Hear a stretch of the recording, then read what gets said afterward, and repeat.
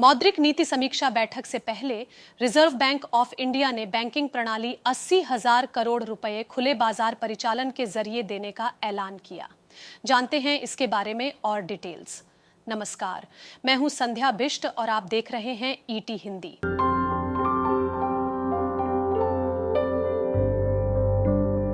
RBI के मुताबिक उसके इस पहल से बैंकिंग सिस्टम में नकदी की समुचित स्थिति बेहतर हो पाएगी।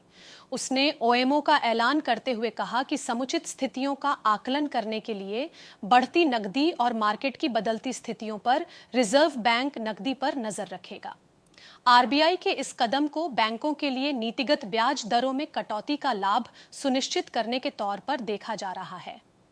आर्थिक जानकारों का यह मानना है कि रिजर्व बैंक का मुख्य उद्देश्य बैंकिंग प्रणाली को समुचित अधिशेष नकदी कायम रखने को लेकर है और ओएमओ की खरीदारी इस योजना का संकेत है।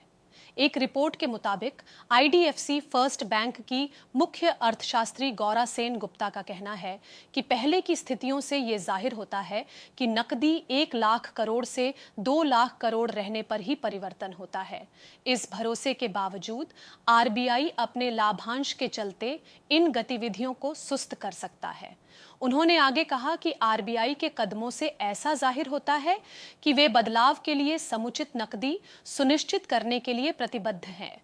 इधर आरबीआई के गवर्नर संजय मल्होत्रा ने वित्तीय स्थिरता और दक्षता के बीच संतुलन कायम करने के लिए विनियामक ढांचे को लचीला बनाने के साथ-साथ उपभोक्ता संरक्षण को मजबूत करने की केंद्रीय बैंक की प्रतिबद्धता का उल्लेख किया। आरबीआई की 90वीं वर्षगांठ के समापन समारोह में मंगलवार को उन्होंने कहा, इसे एक उपलब्धि समझते हुए हम मानते हैं कि आरबीआई की भूमिका प्रारंभिक लक्ष्यों से कहीं अधिक महत्वपूर्ण रूप से विस्तारित हुई है। उन्होंने कहा, आज हम परंपरा व परिवर्तन के संगम पर खड़े हैं, जहां मूल्य स्थिरता, वित्तीय स्थिरता तथा आर्थिक वृद्धि की अनिवार्यताएं तेजी से बढ़ती प्रौद्योगिकी, वैश्विक अनिश्चितताओं, जलवायु परिवर्तन की चुनौतियों और बढ़ती सार्वजनिक अपेक्षाओं के साथ जुड़ती हैं।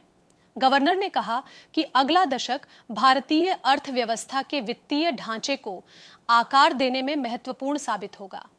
आरबीआई वित्तीय समावेश को बढ़ाने के लिए प्रतिबद्ध है। उन्होंने कहा, हम ग्राहक सेवाओं में निरंतर सुधार तथा उपभोक्ता संरक्षण को मजबूत करने की संस्कृति को बढ़ावा देने का प्रयास करेंगे। हमारा प्रयास वित्तीय स्थिरता व दक्षता के हितों को संतुलित कर हमारे नियामक ढांचे को लचीला बनाना होगा। हम प्रौद्योगिकी व नवाचार का समर्थन करना जारी रखेंगे। हम सतर्क, लचीले और दूरदर्शी बने रहेंगे।